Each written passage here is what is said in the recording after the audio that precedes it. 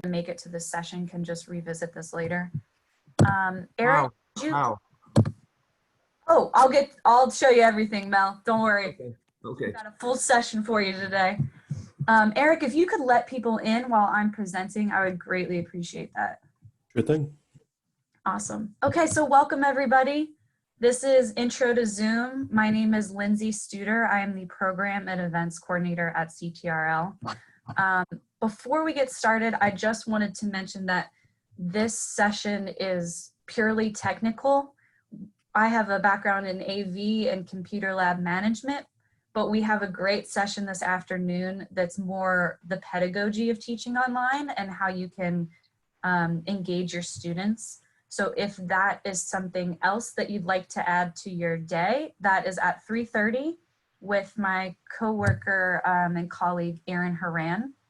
But yes, you can find that link on the August faculty workshops page. But yes, so today we're doing more of the tools and functions of Zoom.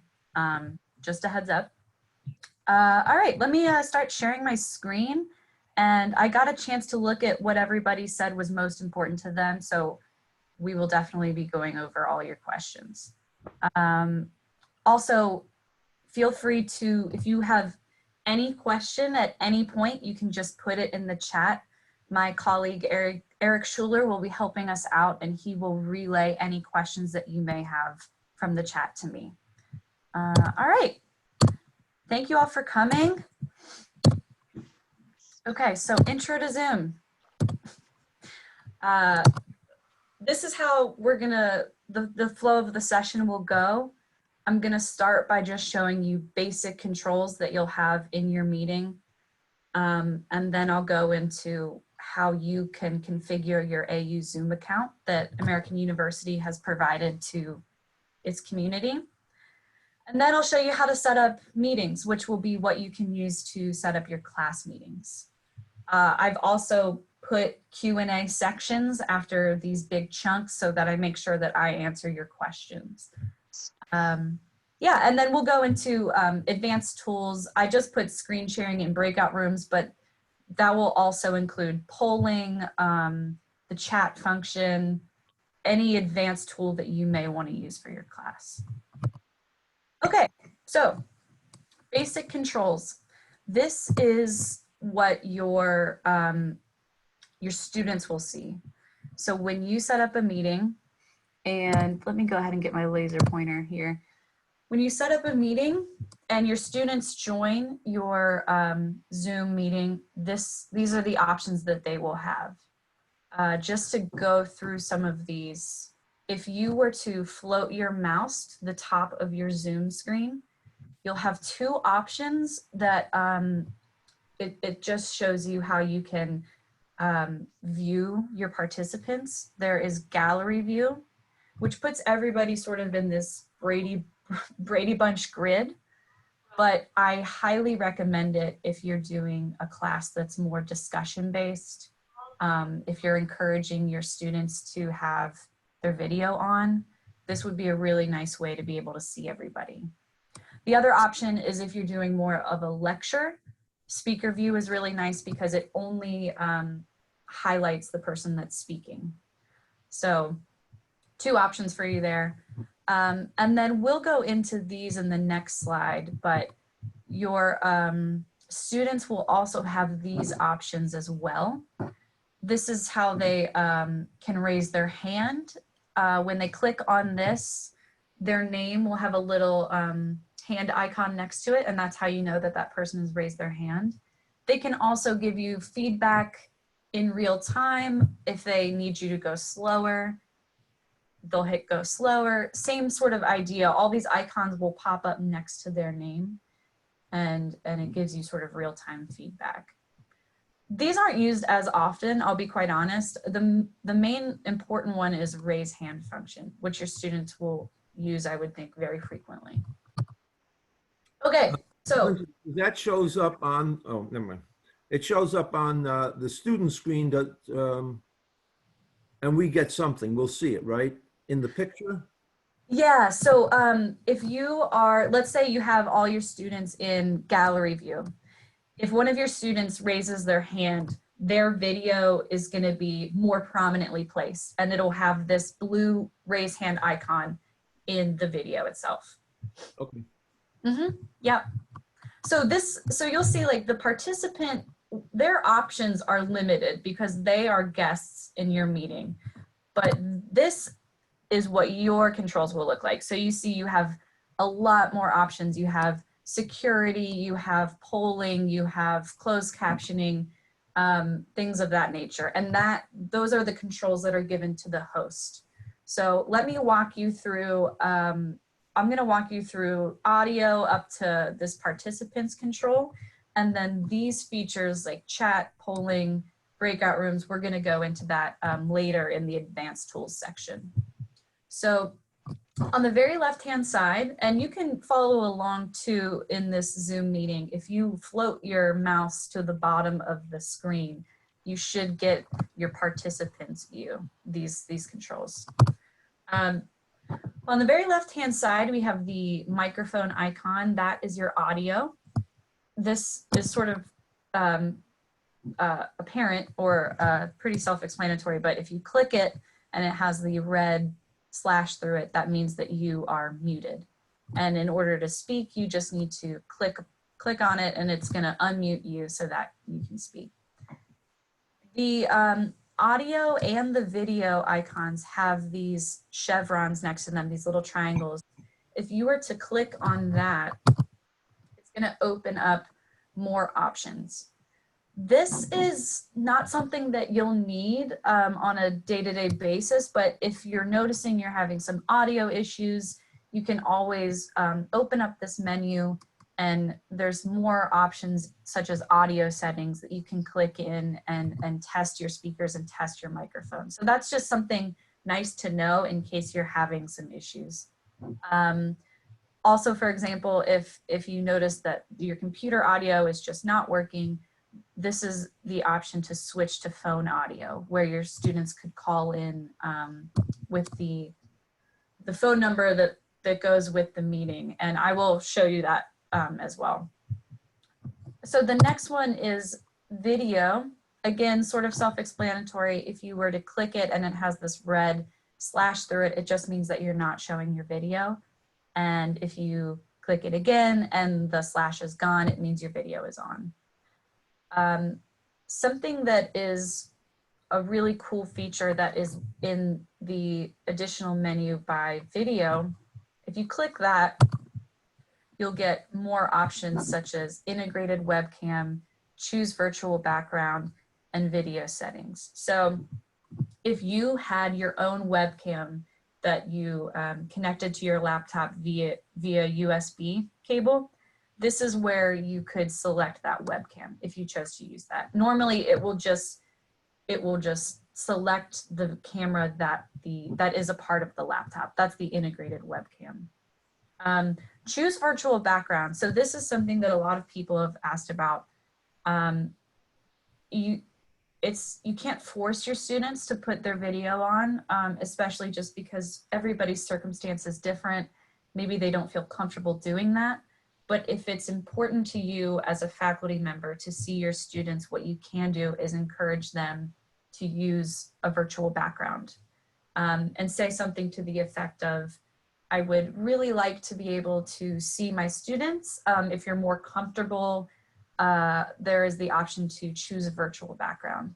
And so within this video icon, if by clicking on that triangle, this is where you can go and choose virtual background. And Zoom has already these preloaded backgrounds. They're all sort of silly, but it's a great way to have your students come on camera and feel comfortable. The next icon is the security icon. Again, it's not something that you'll need frequently, but it's just nice to show you what's there and what's available to you. I would always make sure that rename themselves is checked and that chat is checked, just so that, for example, we are doing this session. It's nice to be able to have you put your questions into the chat so that I can go back and answer them later. Also, renaming themselves, it's nice to leave that on. maybe students want to put their personal pronouns in their username. Maybe they want to put their name that they're called in class. It's a great way to sort of create that community and let them choose what they want to be called. Enable waiting room. This is nice because I enabled a waiting room for this session. So you notice that when you clicked the link, it said you're in a waiting room and the host will let you in. I like doing this because it lets me as the presenter sort of set myself up, get my screen ready, and then I let my participants in. If you want more of a sort of physical classroom feel where everybody's walking in on their own time, you can certainly uncheck that and engage with whoever is coming into the room. But Lindsay, Yeah. on these things, do the students have access to these? They have access to audio, so their controls, their controls will look like this. So they have access to the audio and they have access to the video menus, so they can choose their virtual background, but they don't have access to security. That's something that only the host can do. Now, how will we be identified as the host? I will get to that. Yeah, that's Okay. our next section. Yeah, no worries. So we just finished security. So the last one I want to talk to you about for basic controls is participants. So at the bottom of your Zoom screen, the icon with the 2 people is the participants icon. If you click on that, what this does is opens up a right-hand bar. And this, I love this. I almost always keep the participants bar open because it tells me exactly who is in my session. Mel, you asked, how do you know if you're the host? It says it by your name, so you can see who has host controls. Also, if you hover over anybody's name in this participants list, you can mute them. You can make them the host, make them a co-host. So it's a really nice feature. So this is where all of your students will live in a slot. So you can see who is in your session and maybe who is not. Yeah, there's also, you can mute everybody if you're giving a lecture and there's a lot of people talking, you can just mute everybody and say, hey, everybody, I'm gonna start my lecture. Just to let you know that I've muted you. Things like that. So this is a really great thing. I like to just have it open all the time. So that's just me. Lindsay, Yeah. Can you tell us please how to integrate this into Canvas? So yes, and I'm gonna do that at the end, Todd, so just hang tight. Right. But what I would also recommend is canvas@american.edu is the email address, the new email address. So if you have any Canvas issues, you can directly talk to somebody. But Todd, I'll definitely tell you how you can add this to your Canvas course for sure. All right. Yeah. Any questions, Eric, in the chat about basic controls before I move on? Looking over what we have so far, I think that you've answered so far. Yeah, that looks Okay, good. awesome. Okay, so now I'm gonna go ahead and do a different screen share for this next one. So now we're gonna talk about, okay, AU has given me a Zoom account. How do I get into it? How do I configure it? And how do I even begin scheduling these meetings for my students? So if you are on your computer, I would highly recommend that you just follow along if you can. So you can get this set up in real time. Okay, so I am at google.com. I'm starting from scratch.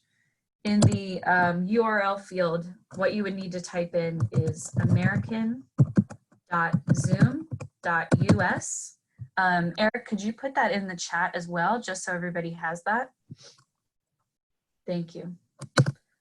Okay, so american.zoom.us. This is what the homepage looks like. If you have not been here yet, all you need to do to configure your AU Zoom account is sign in. And that's gonna be your your normal email address and password that you use for AU. So whatever you use to get access to the My AU portal, it's the exact same thing.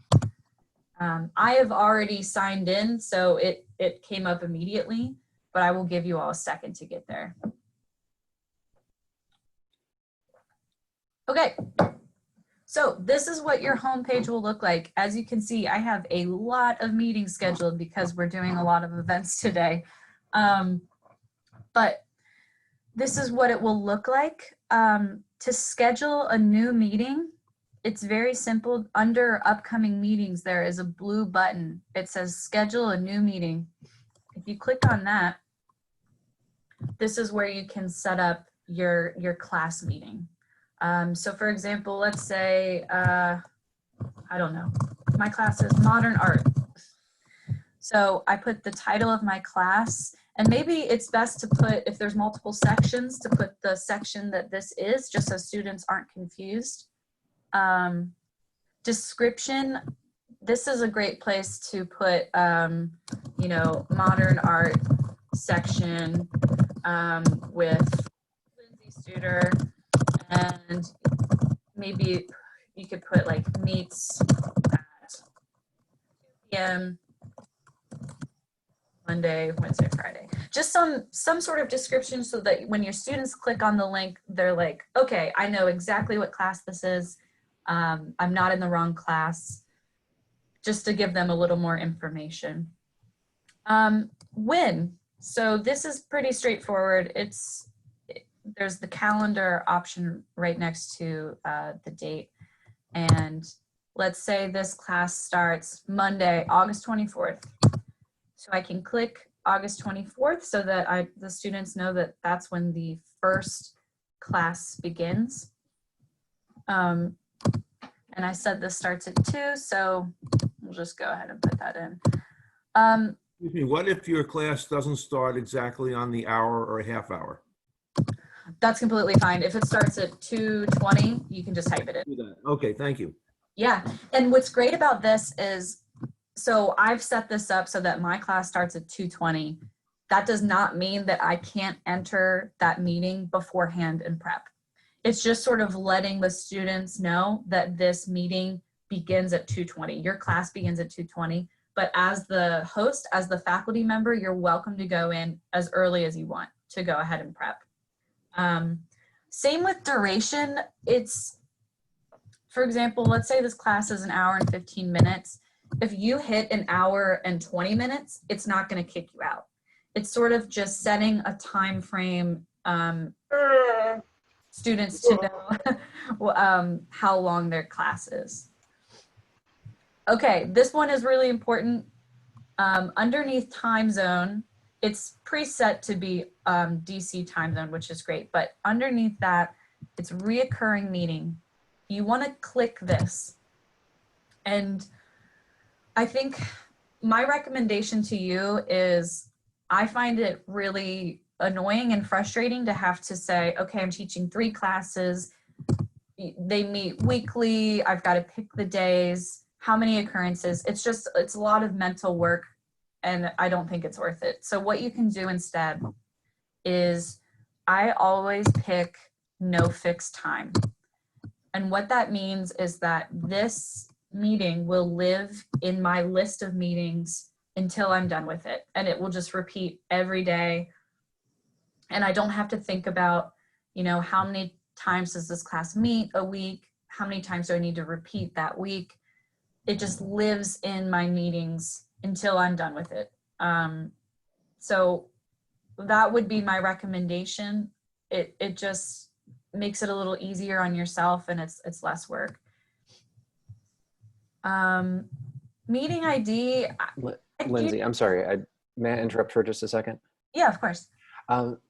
So one of the things some of the faculty members in my department were a little annoyed with is with Blackboard Collaborate, there was always a room that was just available for your class that, like, if you want to meet with a student outside of class hours, you could say, just meet me in there. Is setting up this recurring meeting with no fixed time the equivalent of just having that room available? Yeah. So what you can do, is this Aaron? Sorry, I can't see the Yes, name. it's Aaron. Yep. Okay, great. So what you can do, Aaron, is same sort of idea, if you wanted to put office hours and make it a reoccurring meeting with no fixed time, what you can do, I'm going to jump ahead a little bit, but under security, if you remove the passcode and you remove the waiting room, and then also down here, enable join before host, your students can go into that room. That just means that anybody can go into that room. You don't need the host to be there, and there's no waiting room. So it's sort of that same idea. Okay, and is there a way with this that, so one of the nice things about Blackboard Collaborate was that the students could get to it only through the course page. So there was a bit of security built into that. Is there a way to do something similar with this Zoom room that like the only way you can access it is say through the Canvas course page? I think that you could definitely, you could always put it in your Canvas course page. And there is, Todd asked about, using Zoom within Canvas. The only thing about that is I'm thinking, what's preventing a student from giving this link out? Nothing. I guess you just have to have trust in your students, but you could always add a passcode and change it daily, or provide this passcode to your students as well. I think that I don't know that it would be limited to, they could only access it through the Canvas course, because it's based on that hyperlink. So Right. a student could give that out. Okay. All right. Hey, Thank you. Lindsay. Hey, Aaron, this is Kim. There's a way in the settings to set it so that only registered users of Zoom, the American.edu Zoom account can access it. So that's another layer of security. Honestly, though, having the waiting room enabled is a pretty good layer of security that allows you to filter who you know and who you don't. So. Yeah, one of the things that was kind of nice with Blackboard Collaborate was being able to have that available, so that, like, if the students wanted to get together and study, that room was there and they didn't have to then try to communicate with each other independently. They could just show up to that room and then, get together and talk there. Students also have Zoom accounts. So this is available to them so they can create their own meetings as well. So there's actually, I think, a little bit more freedom now that's been enabled with Zoom for them. So they don't have to go through a course necessarily to do or facilitate any kind of like study group or anything like that. So, I also think too, that's a pretty good skill to have. Organizing online meetings now is something that we all are having to do. So I think that's a good thing to have them do anyway. Okay, sounds good. Thanks. Awesome. Thank you, Kim. All right. So recurring meeting, we discussed that no fixed time is a great way to just have that meeting readily available. Now that we're in security, I personally don't use a passcode for our CTRL events, but I do use a waiting room. So that's a great way. Again, I mentioned this before, but as a presenter, it's nice, let's say if you have a lecture class, to have waiting room enabled, and your students will all gather in the waiting room. And then once you're ready, you can let them all in. That's completely your preference, but that's just something that I like to do personally. So next is video, host and participant. You can set this now, but your students and you as the presenter always have the option to turn your camera on or off during the meeting. So I always like to start with host video on. And if you're trying to encourage your students to have their video on, what you could do is just go ahead and have that on as they enter. Again, you can't force your students to have the video on if they're not comfortable doing that, but this is a nice way to sort of get that started. Audio, I always recommend telephone and computer audio. in this online space, there's going to be some technical issues, and this is just a way to have a backup plan. So if your student or even yourself is having issues with computer audio, you can always telephone in and use that audio instead. Meeting options. I do not enable join before host. That's a preference. That just means your students or your participants can join the session before you do. Mute participants upon entry. Again, that just means as students enter the room, they will be muted. We do this for CTRL events just so that you know, we can control who's speaking at what time to make the presentation go more smoothly. Again, it's a preference. Only authenticated users can join. Kim, is that what you were referring to with the AU Zoom account? Yep. So if students do not sign into their AU Zoom account, they will not be able to enter the room. So this is another layer of security if you're interested. Again, I think that the waiting room is probably enough, but if you wanted to add an additional layer, you can do that. Know though that your students have to have that Zoom account to be able to do that. Now, they have a separate Zoom account that they get by themselves?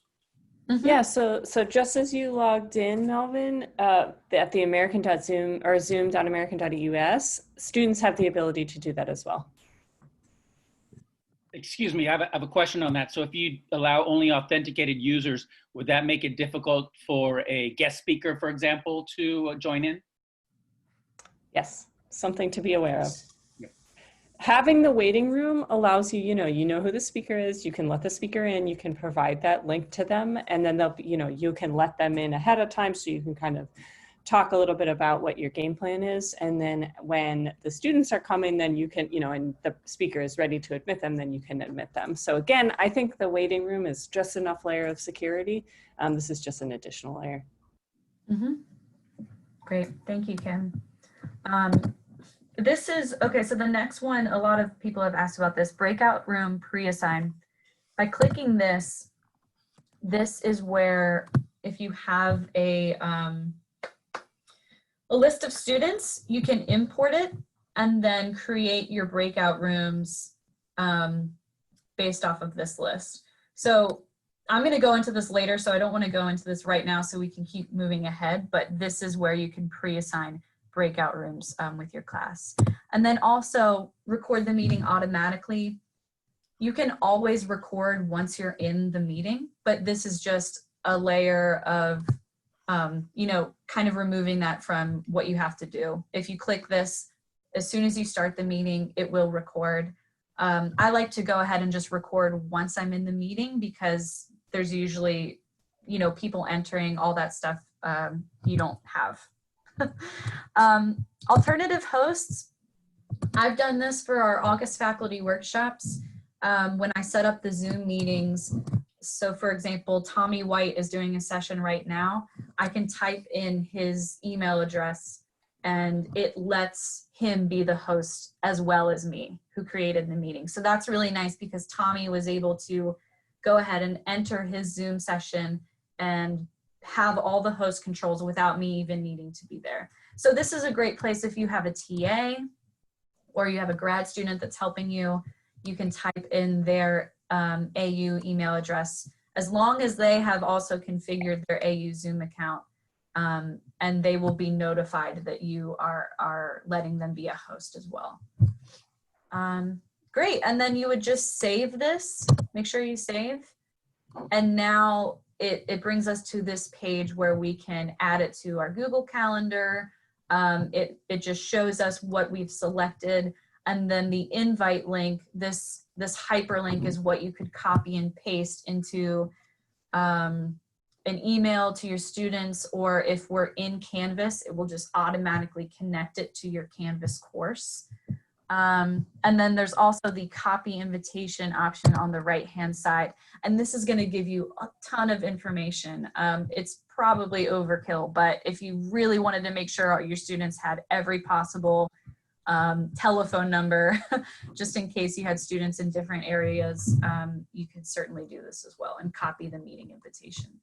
Lindsay, this, go back to where the invite link is, the address is, okay. Is that going to be the same for every class? I mean, on a continuing class? Yes, so for this meeting, since we made it a recurring meeting, this link will not change.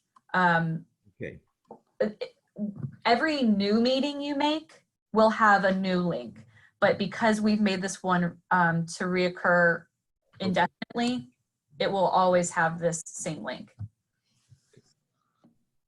Does that answer your question? yes, yes, yes, Perfect. yes. Okay. Do we have any questions right now? We do only have 45 minutes. I just want to make sure we get to polling and breakout rooms and those features. Eric, is there anything that I need to answer in the chat? Let me just catch up really quick. Yeah, you're good.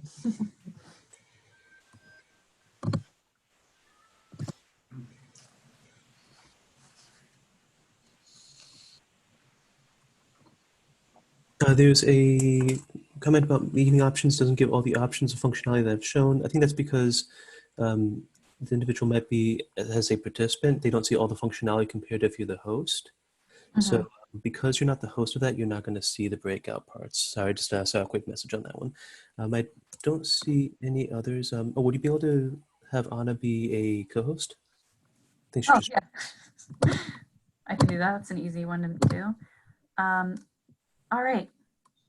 Great. So I'm going to go ahead and then get back to the presentation. Okay, so we did all this. Save, review, and share. We went over that. Okay, so now we are getting sort of into the more advanced options. And the first one we have is screen sharing.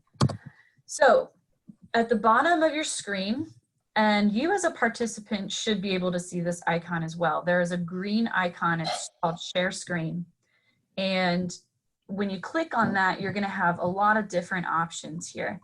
So desktop is just an option. It's gonna show your entire desktop. So if you don't want your students to see all these different files, or you don't want this option, you can also just choose which, let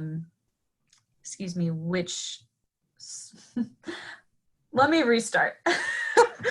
Oh my goodness. Okay, so when you click on share screen, you're gonna get options such as desktop, whiteboard. Also, if you have any sort of PowerPoint open, or any other sort of option like Finder, you can click on those to just show that PowerPoint or that option. So for example, when I went to share my screen, I didn't click desktop. I had my PowerPoint open and it's just showing you my PowerPoint, which is a really nice feature. The whiteboard is an option we'll get into next, but that is where your students can type and write, and you can write out different things on a whiteboard. These options down here, I want to bring this up because these are really crucial if you're trying to show video to your students through Zoom. For example, if I was screen sharing and I was showing a YouTube video, I want to click share computer sound and I want to click optimize screen share for video clip. And what that's going to do is reduce the audio and video delay for your students so that you're all watching it at the same time with the audio synced up. So someone had asked about showing a DVD through Zoom. I don't know how you would accomplish this if it's a DVD. I guess you could share your desktop and then click these options, but that's something to think about. And then whiteboard. So this is this option here. Clicking on the whiteboard, you can share your screen and annotate on this whiteboard. And your participants can annotate on the whiteboard with you. There is an option to see which student is typing and drawing which item.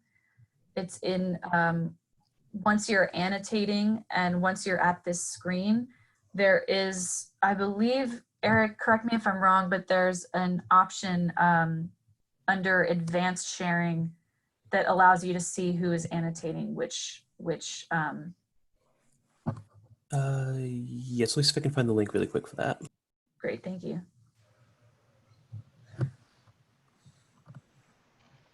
Any questions about whiteboard or screen sharing before we go into breakout rooms? You can feel free to raise your hand. Would sharing a PDF document be just the same as sharing a PowerPoint?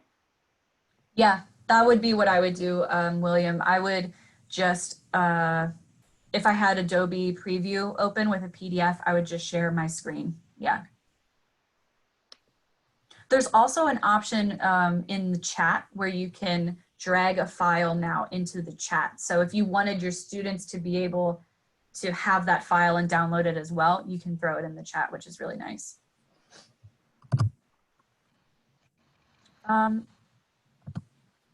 Okay. So breakout rooms. We talked a little bit about this before. On the screen, you're seeing two different options. So if you were to pre-assign your breakout rooms, it would look like this on the left-hand side.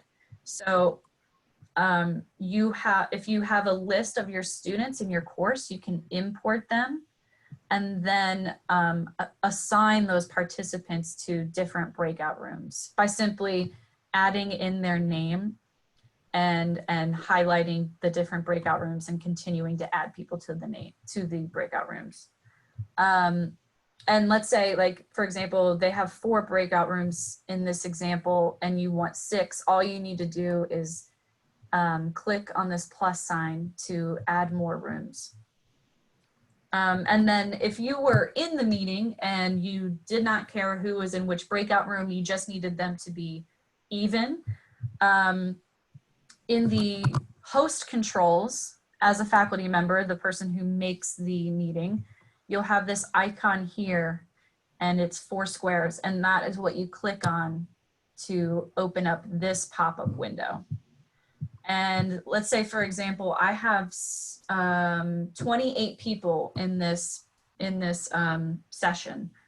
I would maybe do, if I wanted 4 people in a breakout room, I'd maybe do 7 rooms. And it will tell you too. So as you notch this up, if I move up to 7, it will say about 3 to 4 participants per room. So it will let you know. And then all you need to do is just create the breakout room and it will push everybody into their breakout rooms. And what's nice about that is even if you do an automatic breakout room and you know, it's moved everybody into their rooms, you as the host still have the ability to move people and to join breakout rooms and move from room to room. So very quickly, let's say, for example, I have breakout room 1 and these 3 people, maybe they're all buddies and they don't get much done when they're in a group together. What I can do is click on move to, and the names were blocked for privacy, but their names would be listed on this left-hand side. If you click move to, you can then select a different breakout room for that student to go to. So you always have the option, even after you've created an automatic breakout room, you can move students as you deem fit. And then also as the host, as the faculty member, you can join breakout rooms and just sort of check on your students and see how the discussion is going. And you can, you know, join the breakout room and then leave the breakout room and join a different one. So that's a really nice feature in breakout rooms. I have a quick question. Yeah. Do you have to set up the breakout rooms beforehand? Or let's say you're doing a lecture and that you want to set up the breakout rooms for students to discuss amongst themselves. Can you do that during the Zoom session? And then can you assign a particular time, like the breakout rooms were only for 10, 15 minutes and then bring the class back? How do you do that?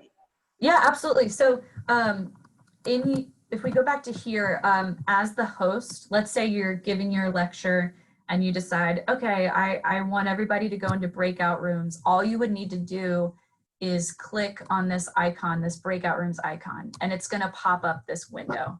And that's where you can just decide. It's all based on how many people you have in your meeting. So for example, if you have 20 students and you want them in breakout rooms with 5 people in each room, you just select that you want 4 rooms and make sure it's on automatically and then create breakout rooms, and that's it. In terms of timing it, I usually just watch the clock. And because there will be an option that just says close breakout rooms and it will send everybody back to the main room. But I don't believe that there's a timer. I always just sort of watch the clock and then bring everybody back. So as a host, you can bring them back whenever you want. Whenever you want. That option is on there. And so when you're creating the breakout rooms, the students aren't seeing this particular option, correct? Correct. Yes. Okay, thank you. Yeah, of course. As participants, they will not be able to control when breakout rooms end. You do. So, yeah. And if you're recording your particular class session, are the breakout rooms also recorded within or not? No. So it's based on, so I, for example, am the host. And if I push you all into breakout rooms, Zoom is only recording my screen. So depending on where I go, if I move into breakout room 1 and I'm still recording, then yes, it will record that little bit of breakout room 1, but it's all based on what I'm seeing. Okay, thank you very much. Yeah, you're welcome. I have a question there. Yeah, another question. Yes, say for instance, we assign students to breakout rooms. Does that mean they cannot hear anything that I say? I have to take them out of the breakout rooms before I bring them back to lecture mode? Yes. So if you push your students into breakout rooms and you are still in the main room, they can't hear what you're saying. There is an option to send messages to your students. It's sort of like broadcasts a green message to everybody in the breakout rooms, which we're gonna do. Let's see, what time is it? Okay, 10:15. I'm gonna put you all in breakout rooms for maybe like 8 or 10 minutes. And what I'd like you to do in your breakout rooms is try sharing your screen, take turns sharing your screen, try using the whiteboard with one another, and also try to move back to the main room and back into your breakout group. And I wanna just make sure that everybody gets a chance to sort of test out these features. So I'm gonna put you on to breakout rooms. Let me begin. Okay, so it is 10:25. We have 20 more minutes together. I wanna make sure I show you polling because it's a really cool feature. So let me share my screen once more. Okay. I'm gonna go ahead and, hold on. I want to show you this live as I'm doing it.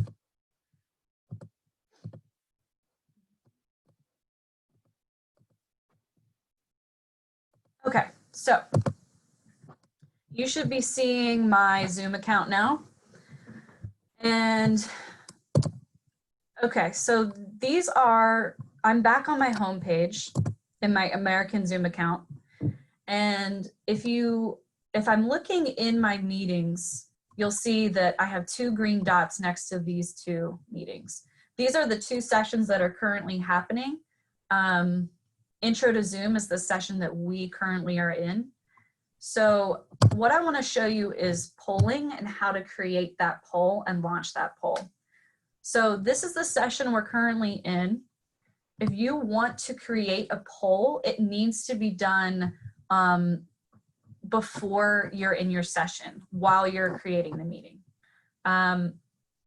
So Intro to Zoom is the session we're in. If you scroll all the way down to the bottom, you'll see this option that says poll. And it's letting me know that I've not created a poll yet.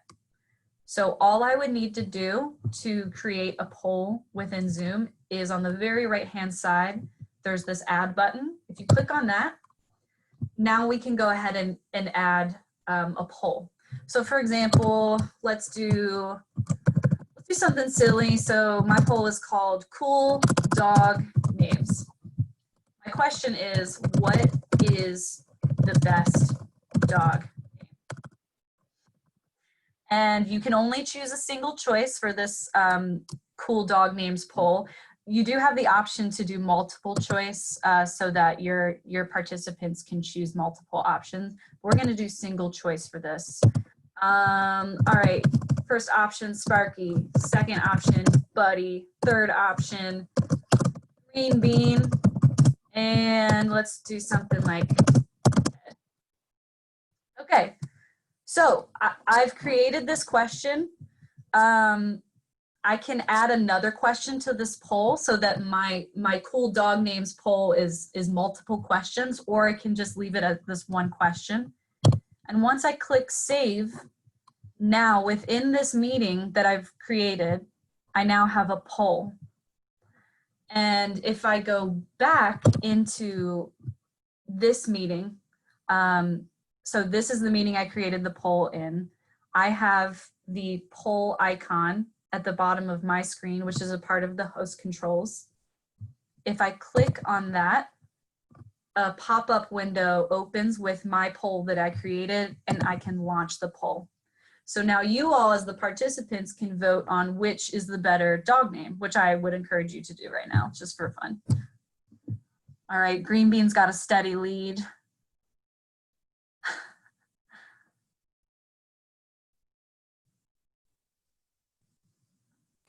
Lindsay, would you be able to repeat on how to see the poll? I can definitely show you my PowerPoint, which will show you some of these features. Okay, 21 out of 22 people voted. I'm gonna go ahead and stop it. And it looks like Green Bean is our winner, who won last week. So everybody's sort of in agreement that Green Bean is the better dog name. Okay, so let me show you my PowerPoint, which has a little bit more to it in regards to polling.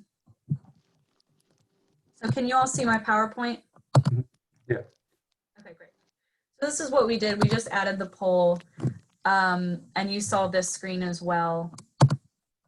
So launching the poll. This is what I did after I had created that poll so that you all could participate. This is the polling icon. That's what I clicked on. And once I clicked on that, it opened my poll. And all I had to do was click launch poll. So it's very basic. The more complicated thing is just knowing that you have to set up your poll when you are in your AU Zoom account. It's not something that you can do on the spot. Any questions about polling? It's pretty straightforward. It's also a really nice way to sort of assess where your students are at. You could do a poll to sort of go do a quick quiz at the beginning of your course. Can you do a poll when students are in breakout rooms? That's a good question. Kim, do you know if that's possible? I don't, but I'll look it up really quickly and I will get back to you. We'll look that up. I've only ever done a poll in the main room, so I'm not completely positive about that. Questions? Okay. A quick question about the polling. Yeah, Aaron.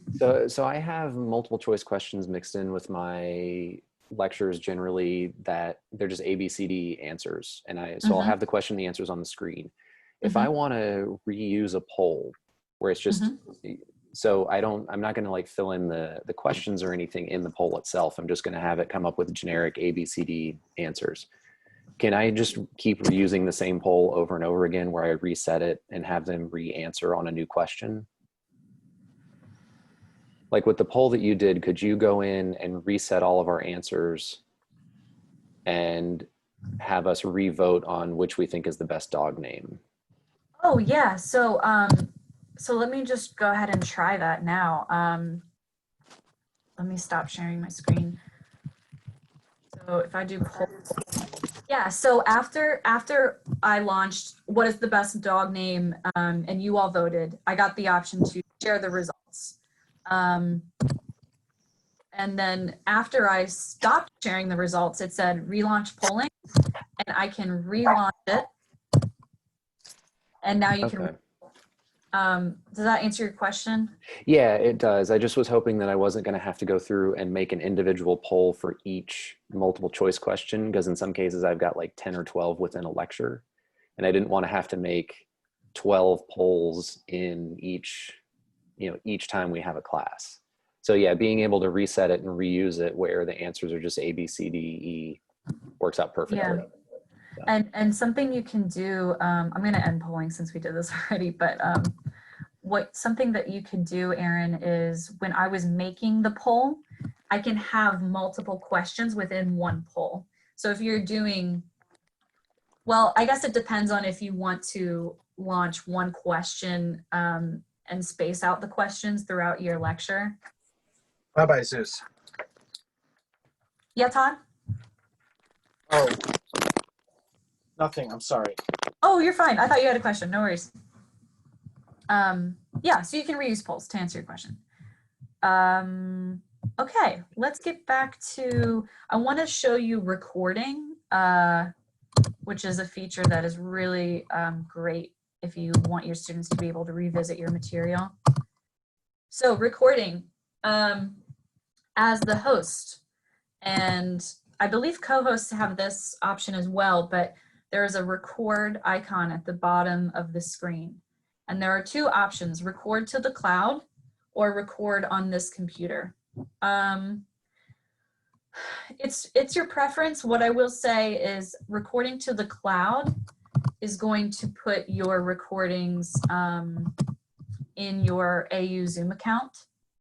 And something that is important to note is that those cloud recordings only stay in your Zoom account for 30 days. So I would almost recommend, if this is something that you need and you need to have it saved, record it to your computer, because I've made the mistake of recording something to the cloud and not realizing that it gets erased after 30 days. So when you click on record, you have these two options. Can you do both? I don't think that you can. I think you have to do one or the other. If you record it to the cloud, you can download the MP4 file afterwards. So you can't do it simultaneously, but that would be how you would do it then. Yeah, yeah. So for example, for this session, I'm recording it to the cloud, but that's just so that I can quickly get a link to everybody to use for the next 30 days. And then I'll also download it to my computer to make sure it's more permanent. Can you download it and can you download it from the cloud and save it on the Blackboard or Canvas? Yeah, so what you could do in Blackboard, there is the My Media section, and you can upload this video to your My Media in Blackboard, and then you can share it with your students that way. Canvas, I'm certain there is a way to do it in Canvas. I'm just not familiar with that. That makes sense, because one of the options is for absences to go back and look at the class, and my computer is so overloaded with stuff that put it on my computer would be a disaster. So yeah, okay, that's good to know. Yeah, yeah, you're welcome. And also pause and stop recording are an option. once you click record, this icon changes to this icon, the pause and stop. So for example, when you all went out into breakout rooms, I paused it so that it wouldn't record just me talking to my CTRL buddies. And then I restarted it when we got back into it. Where to find your recordings once you've recorded. So in your AU Zoom account, on the left-hand side, there is a section called recordings. It's very easy to find, but once you click on that, you will be brought to this page, and you'll see that there are cloud recordings and local recordings. These are the two sections that we talked about previously, where your options were record to the cloud or record to your computer. This is where you'll find the respective recordings in the cloud and on the local drive. This is really nice. You have the option to, if you click on the recording, you can change the title of it. You can also share your recording. And if you click on share to the right-hand side of the recording itself, you'll get this screen. And something that's important to note is that they automatically come password protected. If you don't want it to be password protected, you can always disable that. But you know, you can always keep it password protected and just give your students the password so that you know that there's that extra layer of security.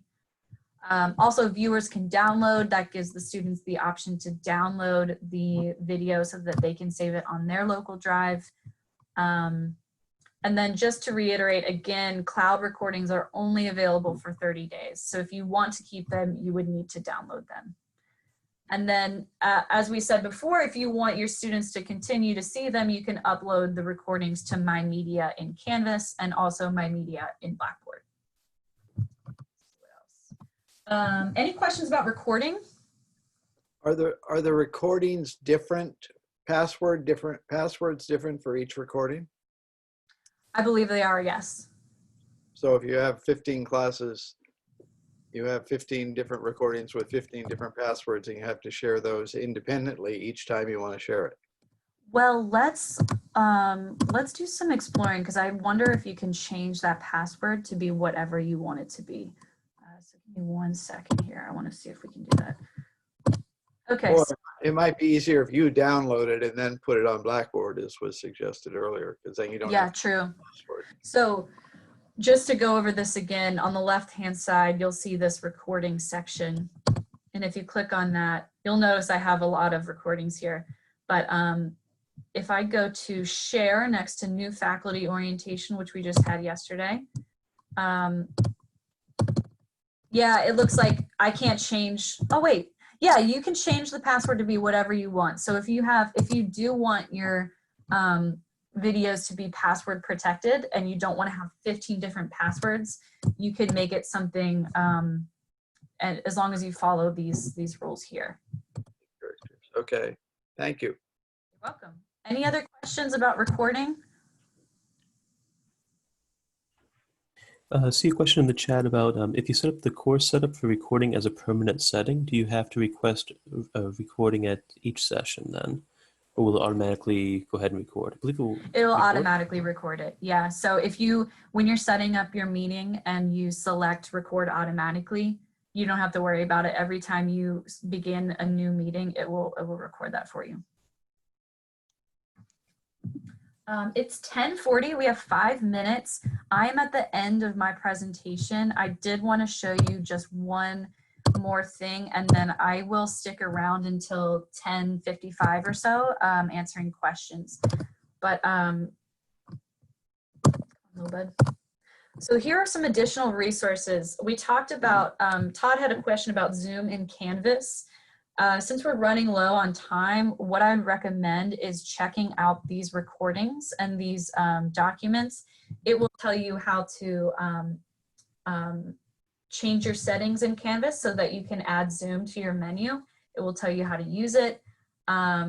Another thing I wanted to point out is we have set up the learning support services portal, it is going to be the main hub for any questions you may have with Blackboard or Canvas. It's a great resource. We're trying to put everything in one spot for faculty to make it easier, and this is where we would like you to be able to go to get all your resources. So it's help.american.edu/LSS, and that should take you to the ServiceNow portal.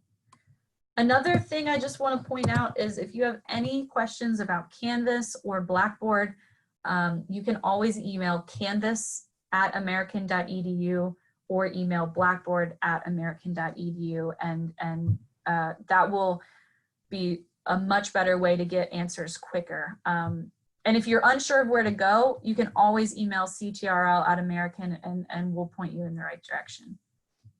Any questions about anything about Zoom? Yes. Yes. Is it possible to get the attendance automatically? Yes. Let me show you that. It's really, really nice. Kim actually showed it to me the other day. But there is so you're seeing my screen. On the left-hand side, there is a report section. If you click on reports, you'll see two options: view meetings, participants, and meeting minutes with a specific specified time range. If you click on usage, that is where you can see who has come into your meeting. So for example, the date range is from August 18th to August 19th. These are the meetings that we had. And I can go ahead and under participants, click on the highlighted number, and it will show me every participant that came in during that meeting. And so that's how you can see your participants list. Now, what happens to that? Will that stay there a while? Yes, that'll stay. And you can export this as well. So you don't have to go in and like check people off. You can export it and get a file. So it just downloaded as an Excel sheet to my computer. Okay. Yeah, any other questions? Where can I find this these recordings? Like today's session, where is it going to be saved? Yeah, so I'm going to, anyone that participated in these Zoom sessions, I will email you all directly after this at the end of the day. But if you are eager and you really want to see the recordings, all of our August faculty workshops recordings will be on the AFW website. And I'm going to put that in the chat for you right now.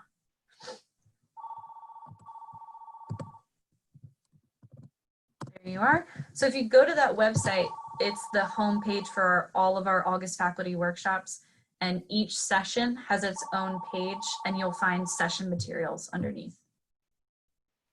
Okay. Okay, thank you.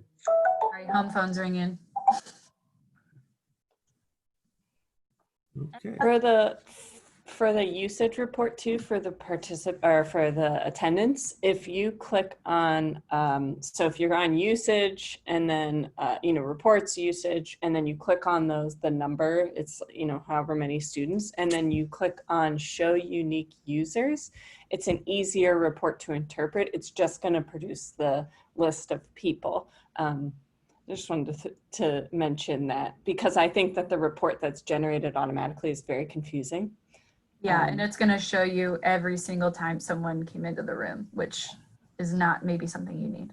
Yeah, let me show. So here, so this is meeting. So this is the meeting attendance here. If I click on show unique users, it then just has all of the people who've come. So it's not like this weird back and forth there. So again, this is like the standard view. And then if I click this here, it just shows me the people who were there. But it's not alphabetical, it's just sort of there. Yeah. It's based on how long, it starts with who's been there the longest and then who's been there. So it's kind of nice because you can see if a student has been in your class for like 3 minutes. Case, but they came and left. Yeah. Okay. I want to Will thank. we be, sorry, can I ask one question? Yeah, Will yeah. we be able to see if it's recorded, if it's, you won't be able to see though, if the student doesn't participate live but watches it later, that's something you won't be able to know? No. Okay. No. Quick question. Yeah, Eric. When will the recorded video for this workshop be available? I can put that on right after we hang up. We'll say like 20 minutes. Thank you. Yeah.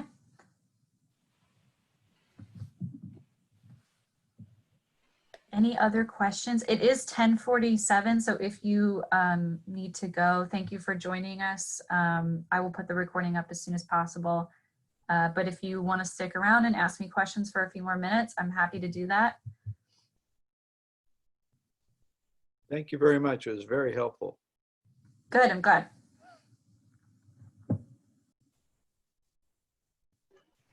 Thank you very much.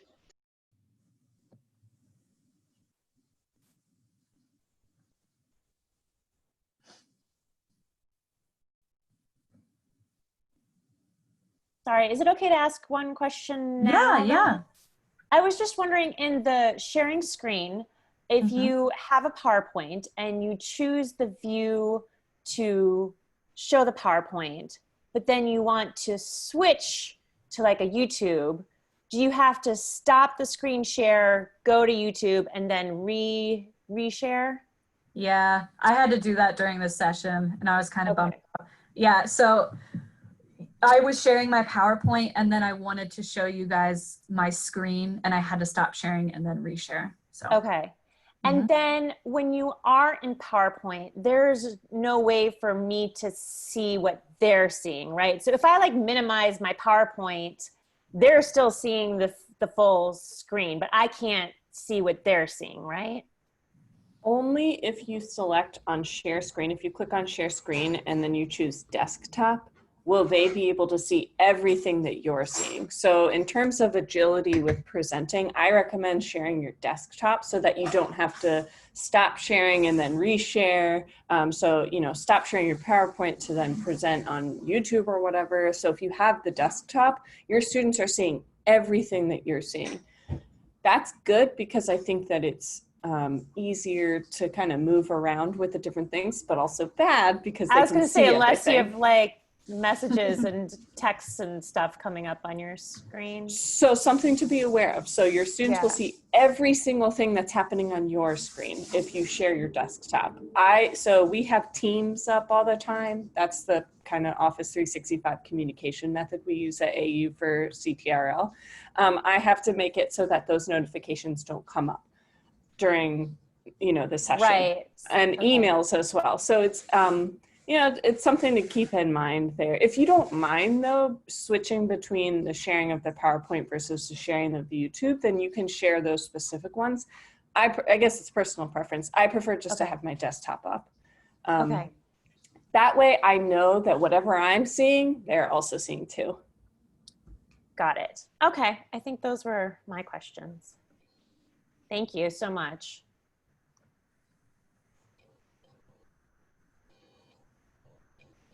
any other questions? Eric, is there anything in the chat that hasn't been addressed? I think I got most of them. This is gonna be on the video's gonna be on the YouTube channel, right? I'm actually, yeah, for right now, it's just going to be on the August faculty workshops page. Okay. Yeah.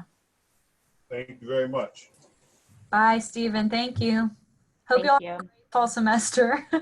Reach out to us if you need anything. Oh, I did have one quick question. From my end of things, I know I'm not the host for this, but I never saw in this view, and I believe I'm on the AU account, that the raising our hand, like if I had a question.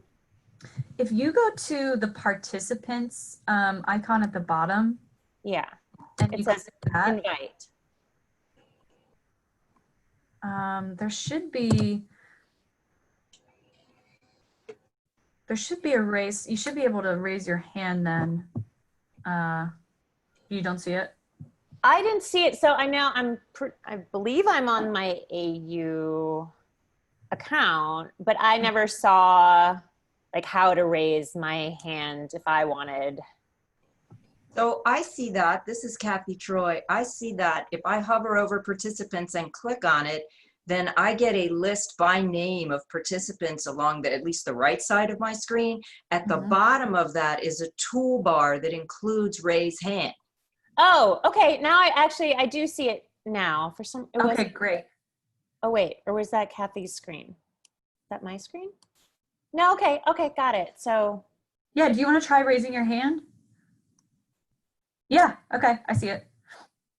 okay, so as a host, I can keep that on and just, you have to look for the blue. Does it put it up to the top of the list if you, okay. Yeah, so I have the participants view open when I present so that if someone raises their hand, instead of being alphabetical, it pushes them all the way up to the top so that I can see that they've raised their hand.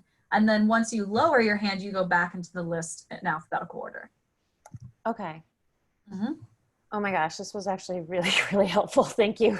Yeah, of course. And also it, like, I don't know if you noticed, but on your little video box, it also has a blue hand in the top left. Oh yeah. Which is really nice because then I can, if I'm not looking at the participants view, I can see that you have your hand up. Okay. All right. Thank you so much. Yeah, thank you, Kathy, also for jumping in. I appreciate that. Any final questions before we go? I am facilitating an 11 a.m. session, so I will need to leave in about 2 minutes. No? Okay, well, thank you all for coming, the rest of you that are here. And if you need anything at all, I am Lindsay Studer, and you can email me at studer@american.edu.